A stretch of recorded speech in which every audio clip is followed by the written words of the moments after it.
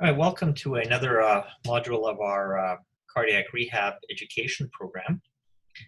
Today's lecture is on coronary artery disease presented by myself, Mladen Palic. I'm a cardiologist at Lakeshore General Hospital. And the focus of today's talk is on coronary artery disease only. It is for patients who have been treated for angina, undergone an angioplasty or coronary bypass surgery. We are not focusing in on heart failure and any arrhythmias. So here we go. Coronary artery disease or atherosclerosis is a slow process of narrowing of the arteries that supply blood and oxygen to the heart muscles. And when you present to the hospital with a heart attack, or you see your physician who tells you that you have angina, your problem did not start that day. It is a slow process that develops over many years, and age is a very powerful predictor for the development of atherosclerosis or heart attacks. Smoking and other lifestyle issues such as lack of exercise and poor diet are also crucial. Hypertension, diabetes, abnormalities in cholesterol metabolism, and genetics. We do know that there are families that there's an increased risk of heart attacks, usually when there's a first-degree relative under the age of 60. Unfortunately, there is no test in 2020 to tell us whether that risk is real. So if you do have a family member who has had a heart attack, the most important thing is to focus in on the things that it can be modified, because your genetics are not a modifiable risk factor. Another important thing to know is that if you are told that you have a blocked artery somewhere in your body, whether it be in your heart, your neck, your legs, you likely have it everywhere, because atherosclerosis is not a localized problem, but is a systemic disorder that can involve any of the arteries in the body. So angina, which is the clinical manifestation of blocked arteries in your heart, the coronary arteries in your heart, is a discomfort that is provoked by impaired blood flow to the heart muscle, but it does not lead to a heart attack. Everybody has different manifestations of angina. Not everybody has the classic chest pain. Some people have jaw pains, arm pains, back pains, upset stomach, including burping, and shortness of breath, which can make it quite difficult for the physician to diagnose whether it is due to impaired blood flow to your heart muscle or due to other things such as lung disease or just generalized deconditioning. There are a number of ways to treat angina. And the whole purpose of treating angina is to do two things. One is to make your life better, improve your symptoms, and to prevent a heart attack. We'll focus in on both of those issues. There are three main treatment options: medications and two forms of revascularization that involve angioplasty, insertion of a stent, or bypass surgery. There are a number of medications that we will discuss, including beta blockers, calcium channel blockers, nitrates, antiplatelet agents, which are blood thinners, and cholesterol modifying medications such as statins and the newer PCSK9 inhibitors. One thing that everyone must not forget, that lifestyle modifications are just as important as all the other ones that I've mentioned here, which includes mainly smoking cessation, a regular exercise program, and dietary changes. Among the medications to treat angina, the most popular ones are beta blockers that have been around for a long time. They're all the medications that end in olol, bisoprolol, metoprolol. What they do is they slow your pulse and allow for the manifestations of angina to occur later with exercise, so that you can do more activity with your angina and live with it. Among the side effects are fatigue, which is the most common one. It can sometimes worsen asthma. There is some erectile dysfunction and dizziness. These medications are also used in hypertension and control of arrhythmias. Another class of medications, the calcium channel blockers, includes diltiazem, nifedipine, and amlodipine. Diltiazem, though, is the only one that lowers the pulse, which is a favorite approach to treating angina. The other two are more commonly used in combination with beta blockers when a second medication is necessary to control your angina. These medications are also used in blood pressure, hypertension, and diltiazem can be used to control arrhythmias as well. They have a slightly different side effect profile that involves leg swelling, constipation, and headaches. Nitrates are probably the oldest known treatment for angina. It can come in a spray that most of you should be carrying with you at all times, as well as long-acting pills and patches. Their more common side effects are headaches and sometimes dizziness, and it's important to know that if you have to take your nitroglycerin spray, please take it sitting down. It can cause sudden drops in blood pressure, particularly if you're dehydrated. Now, I brought my artery here just to show all of you the nature of a narrowing or a blockage here. And the important thing here is when it comes now, as we move on to medications used to prevent heart attacks, to know that heart attacks occur when a blood clot or thrombus occludes a previously known narrowing or blockage and causes that to occlude, this narrowing to occlude suddenly. And this is the presently known pathophysiology of myocardial infarctions or heart attacks. And this was not known until 1980, when it was discovered that it was a blood clot and not a progressive narrowing that led to myocardial infarctions. There are other blood thinners besides aspirin, Plavix, Brilinta, and Prasugrel that are used. And one thing about aspirin that is known, it is recommended in everybody who has established atherosclerosis. Why? Because once you have hardening of the arteries somewhere in your body, you can form these blood clots because they are a precursor to them, occurring whether in your neck and leading to a stroke, or a blood clot in your legs leading to an acute ischemic foot. Their use is well established. So after a heart attack, after an angioplasty, and after bypass surgery. Prevention, for primary prevention, that is before you've had a clinical event, that is a little bit more controversial these days and is not routinely recommended anymore. So it's very important to discuss with your doctor whether a long-term aspirin is indicated in your management of your medical condition to reduce the risk of a heart attack or a stroke. Why? Aspirin can cause side effects, including severe bleeding, sometimes intracerebral, and the risk of this needs to be taken into account with respect to the risk reduction in myocardial infarctions. Among the other medications that prevent heart attacks are statins, the very popular Lipitor, Crestor, Pravachol, and Zocor. They have multiple studies that have now been shown to prevent heart attacks and, more importantly, prolong your life. The goal of cholesterol reduction is to lower the LDL below 2.0 in those with established atherosclerosis. This number is in flux. There was some evidence that even 1.8 immediately after a myocardial infarction, and perhaps even 1.4 long-term may be beneficial. But for the time being, 2.0 is the goal that is preferred. And one thing to know about statins, what they do is that they reduce the lipid content of these narrowings here, but they do not clean out your arteries, which is a misconception about them. And what they do is by reducing the fat content of these narrowings, they harden up the arteries and make them less likely to form blood clots. This is a very important point. And that is really the way that these medications indirectly lead to heart attack reduction.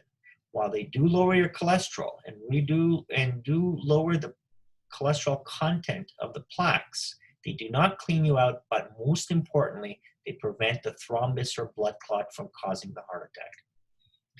Among their side effects are some stomach upset and the more commonly known muscle aches and pains. Liver effects are very uncommon. And it is very important to come to terms with what is a side effect and what is just a normal part of life and having your aches and pains. And unfortunately, statins have been in the press a lot, and their side effects are well known. And it is now known through research that patients who are aware of side effects ahead of time are way more likely to have side effects to even a placebo that is given to them. So a strong predictor of muscle aches and pains is when you have read about them beforehand. And this makes it a little bit more challenging to manage these. And this is something called the nocebo effect. The risks of real myalgias or muscle aches and pains is well under 5%. As I mentioned, liver and muscle damage is rare. There is some increased risk of diabetes and memory deficits, but again, patients who already are diabetic or pre-diabetic and who are elderly have underlying coronary artery disease, and it is often more important for them to take the statin than to worry about the worsening of these two conditions, as they are likely to be very mild. Now, the biggest question is how to manage these side effects. And really, there are no blood tests that tell us whether a medication is causing a side effect. So the way to do it scientifically is probably to stop the medication, see if your symptoms go away, and then re-challenge after a few weeks. I would suggest doing this, first of all, in consultation with your physician or your pharmacist to ensure that stopping the medication temporarily is safe. Other things to do, because if the challenge, when you re-challenge with the medication and the symptoms come back, then that means there is a possibility that you may be having a side effect to that medication. Other issues some people tolerate one statin over another, perhaps at a lower dose, and as well reducing the dosing schedule. Some people get away with 2 or 3 times a week treatment. There have been some case reports of people taking coenzyme Q10, but I would suggest discussing this with your physician or pharmacist before proceeding with taking another medication to deal with the side effect of a pill that you are taking. There are other cholesterol-lowering medications that include ezetrol, niacin, Lipidil, and Lopid. One thing that's important about all these pills, none of them have been shown to prevent heart attacks as well as statins, except for ezetrol in one study that was used in combination with a statin. Fibrates are often necessary if the triglycerides are extremely elevated, and they can be used in combination with statins. Lipidil is the preferred one as Lopid, and statins do have an increased incidence of more side effects. And more recently, over the last 2 or 3 years, a new class of medication, PCSK9 inhibitors, that are injectable and now, most importantly, have been proven to prevent heart attacks. So they are on the same pedestal as statins. Their medications are Repatha and Praluent. The main problem with them is not that they're effective, is that they cost a lot. Sometimes $600 to $800 a month, if not more, depending upon the state or province that you live in. And there is a lot of paperwork involved in filling it out. They are mainly being used now in patients who have familial forms of cholesterol or dyslipidemias, as well as patients who are intolerant of statins and require and are unable to achieve the goal of LDL of less than 2 or 1.8 with the highest statin dose that they can tolerate. Remember, I've been talking about medication so far, but in other modules, you will have a smoking cessation. You must know that smoking cessation is crucial to helping prevent having another heart attack. Exercise has been proven to lower blood pressure and cholesterol, as well as your resting heart rate, as well as diet, which a diet lower in saturated fat is known to lower your cholesterol. As well, an improvement in the diet with more antioxidants and fish oils as well. Some of the more popularized diets include Mediterranean diet, the DASH diet for hypertension, and the type of Oil that you use for cooking is quite important too. Olive oil by far is the best, but some people unfortunately use coconut oil thinking that it's healthy, but is actually the oil with the highest content of saturated fat. So now on to some more invasive managements of angina or coronary artery disease. And some of you may have to undergo an angioplasty.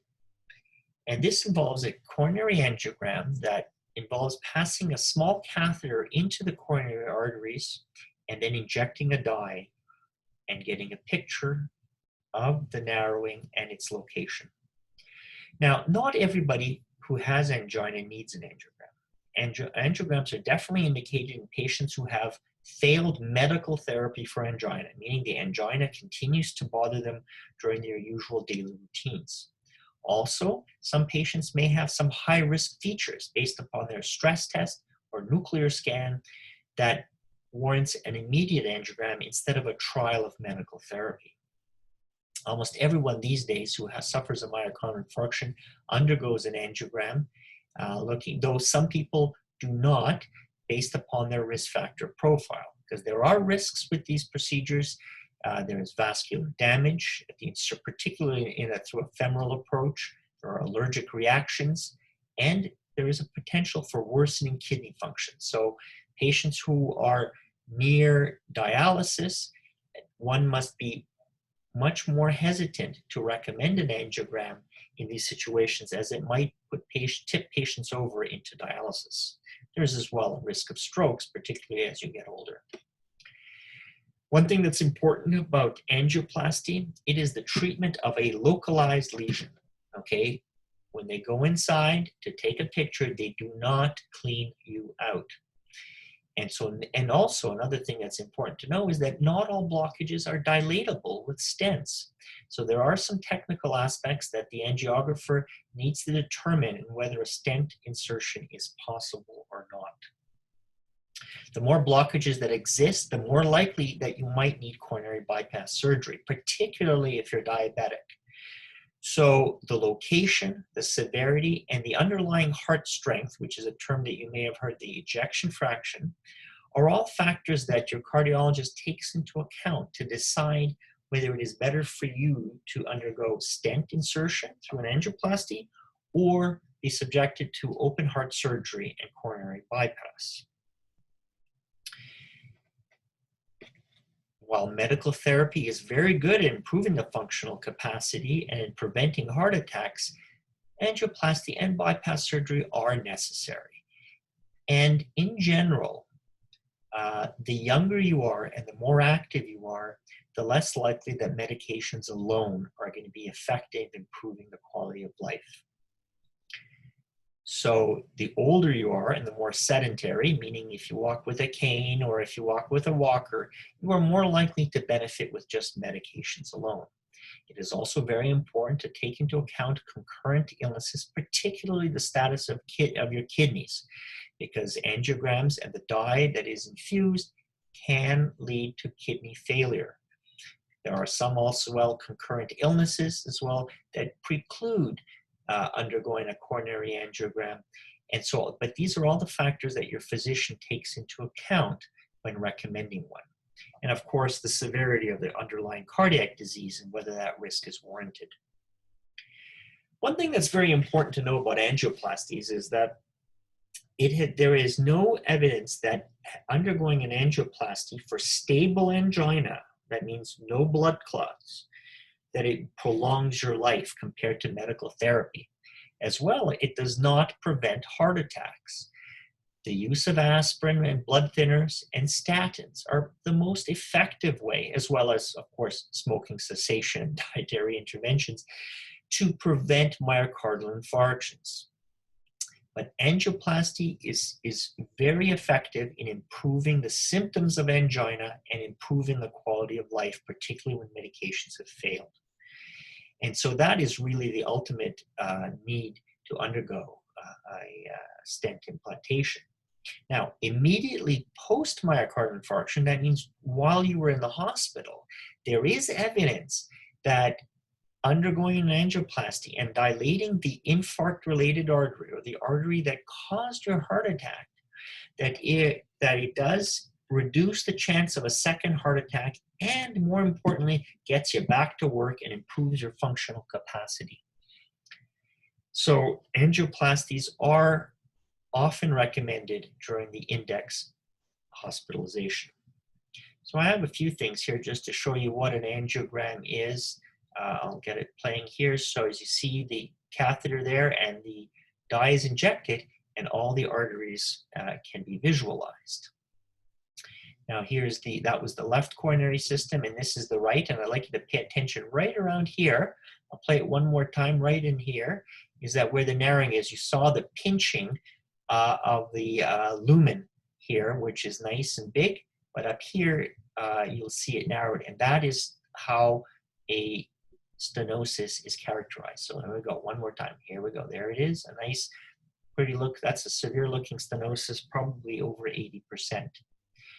So what happens then is that a wire is passed through the artery and through the narrowing that existed here. Then a balloon, as you can probably see by this image right here, is inflated. And all the junk in the middle of the artery is then pushed to the side. And then when you re-inject the dye, that narrowing that was there, as you can see, the lumen, I'll show it one more time, the lumen is now much more open, and the stenosis is relieved. And then a stent is inserted over that dilatation that was done by the balloon, and it stays in place.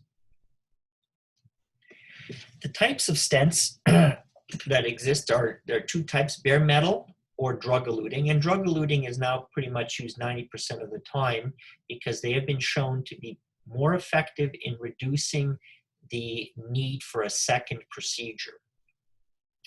These stents can block up both early and late. The most common cause for early re-blockage is stopping of blood thinners, or a blood clot or thrombosis. So that is why it's very important that patients take their 2 blood thinners, because 2 blood thinners are now indicated after a stent is inserted, for at least a year. This time, of course, depends upon the severity of your illness and other medical factors that you have to discuss with your physician. So it's very important to prevent the early blood clots. Sometimes these stents can block up late, but in general, when they do block up late, when the new blockage is formed, they're often in different sites than the site of the stent. So the stents, particularly the drug-eluting, have been shown to be very effective. So if you develop angina 5 years after a stent insertion, the likelihood is that you've developed a new blockage somewhere else.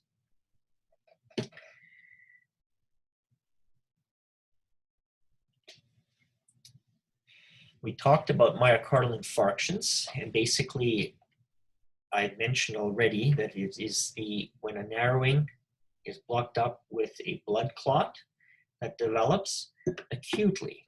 So when you come into the emergency room and your physician tells you that you're having a heart attack, that what is happening is that blood clots are forming in the middle of your coronary artery disease. So when you come into the emergency room, what your physicians are trying to do is to dissolve the blood clot and restore blood flow. There's a medical cocktail and then sometimes that you receive, and then you may or may not undergo a coronary angiogram. So for those of you that have suffered a myocardial infarction, you probably remember that you received aspirin, perhaps Plavix or Brilinta, and some injectable medications called heparins. These are all blood thinners that are given within the first 24 to 48 hours up until an angiogram to help dissolve the clot as much as possible.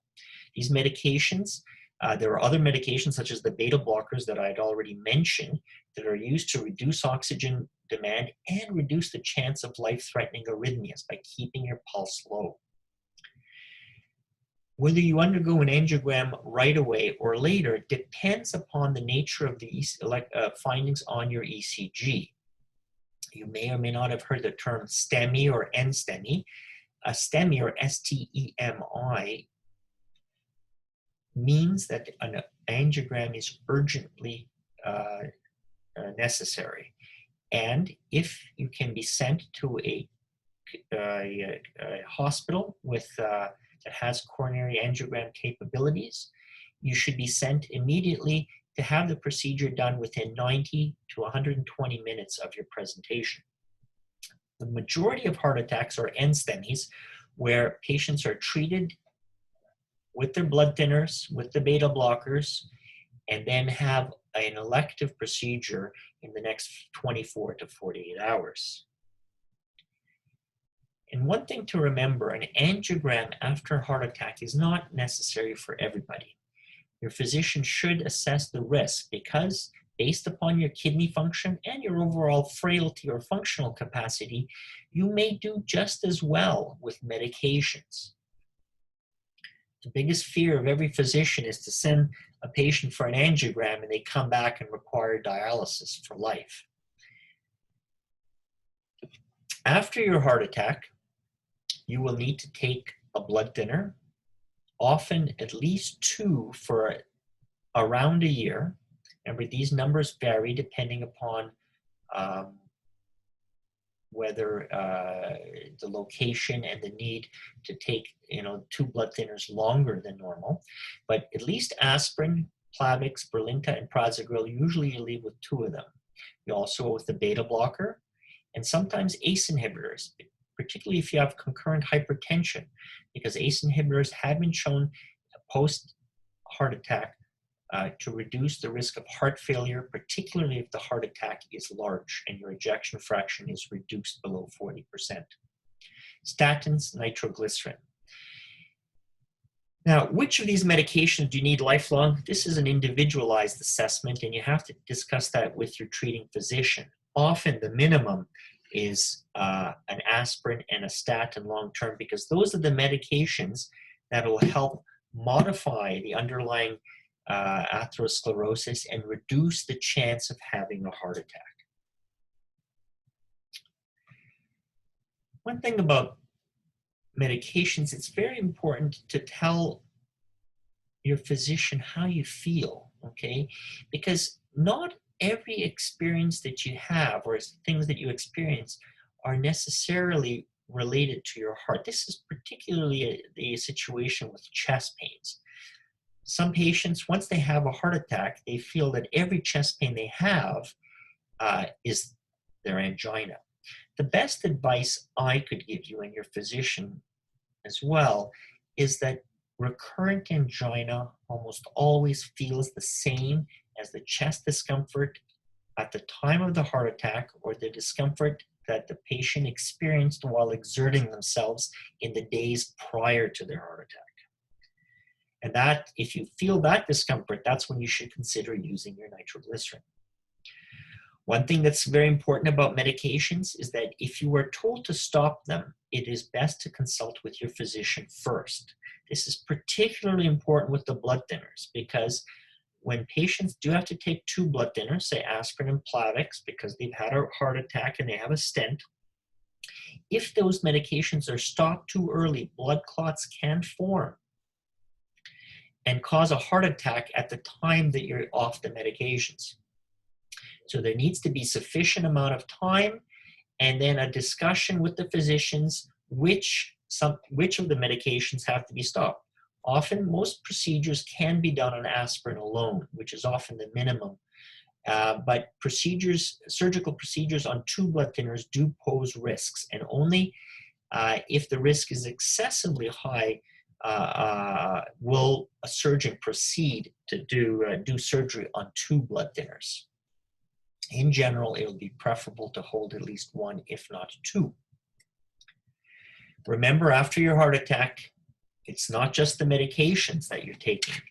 It is important that you participate in a smoking cessation program, improve your diet, exercise regularly, participate in a cardiac rehab program if it is available, and control all the other risk factors, particularly hypertension and diabetes, that are now known to affect the progression of atherosclerosis.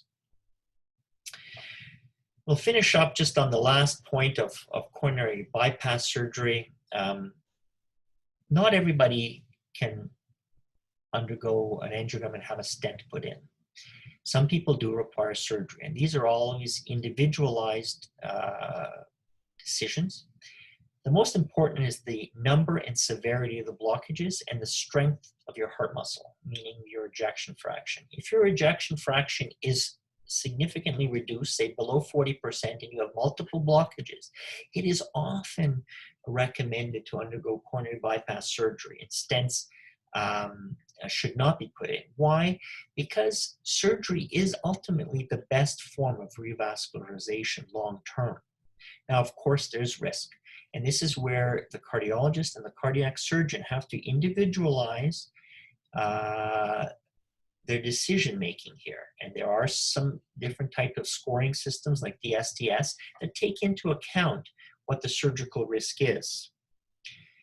Remember, if you've had a heart attack and your doctor doesn't recommend surgery, but it can be done at a later date, that is not necessarily a bad thing. Immediate surgery post-MI is not indicated for everyone. Delaying surgery is sometimes reasonable to help the heart recover. Immediate surgery in very high-risk situations is obviously necessary, but these are individualized things that are, and the decision has to be made between the surgeon and the referring cardiologist. Remember that medications that you are put on and all those other non-pharmacological interventions are very effective in preventing another heart attack while you're waiting for bypass surgery. So don't go home and start smoking while you're waiting for your bypass. And here I've just shown a picture. I hope it's well seen here, but a bypass, basically what you're doing is putting a graft on the aorta, and it bypasses, it goes around the stenosis, and the vein graft is then sewed onto the artery. And that is basically how bypass surgery is done. One thing that's very important to know, and this often irks me, is that surgeons who tell patients that you are now cured, the answer is you are not cured. Vein grafts do not last forever. Before statins were in use, 50% of vein grafts were blocked after 10 years. This has fortunately gone up to over 15 years with the use of aggressive lipid management. Arterial grafts, which there is a limited supply of them, but there's at least one, the left internal mammary and the right, that can be used. And if you have more arterial grafts, they last longer in the 15 to 20 year range and are way more effective in maintaining blood flow. So one other thing that's very important for patients to know is to get information, obviously from their healthcare providers. But when you do go online, I do highly recommend that you get information from reputable sites. There is a lot of misinformation on the internet. Either go to Mayo Clinic, Up to Date, Medscape. Hypertension.ca is a very useful Canadian Hypertension Society site for hypertension management. And there are two books by reputable cardiologists, Dr. Abertson from Toronto, who wrote Heart Health for Canadians, the definitive guide, and Dr. Pipes, who's from Ottawa, is 30 minutes a day to a healthy heart. These medications can be bought online through Amazon. I would like to thank you for your participation today. I would like to remind you that all patients should be well informed about their medical condition and do not be afraid to ask questions. And remember, it is not just the medications that your doctor provides, but all the other lifestyle changes that are crucial to ensure that you don't suffer another myocardial infarction or need another bypass operation in your life. So talk to your cardiologist, your pharmacist, and participate in a cardiac rehab program near you. these are the things that are going to be important to maintain a very active and functional life under the supervision of your treating physician. I thank you all very much.